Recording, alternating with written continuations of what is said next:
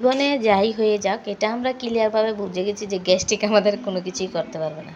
কারণ হচ্ছে গত 2 দিন যাবৎ খিচুড়ি আর মাংস খেয়ে গ্যাস্ট্রিকের জ্বালায় আমার হাজব্যান্ডের পেটের অবস্থা খুব খারাপ।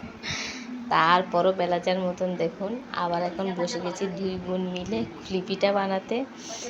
তো আমার ছোট বোন ও হচ্ছে বাদরের আড্ডি, ও আজকে কুলি পিঠা খাবে সেই জন্য ও কাই খুলে নিয়েছে, রুটি বানিয়ে দিচ্ছে আর আমি বানাচ্ছি কুলি পিঠা।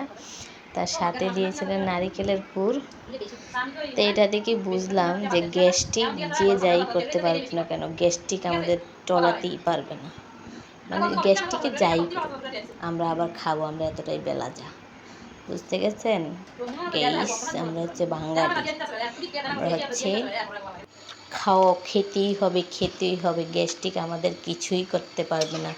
শালার গ্যাস্ট্রিককে বুড়ো আঙুল দেখিয়ে এখন আমরা আজকে খেয়ে ফেলছি পুলি পিঠা। এখন ওনাদেরকে তারপর আবার তেলের ভিতরে ওনাদেরকে চুবিয়ে ভেজে নিচ্ছি। তারপর দেখুন কেমন করে খেয়ে ফেলছি খপস খপস করে। কেমন হলো ভিডিওটা জানাবেন।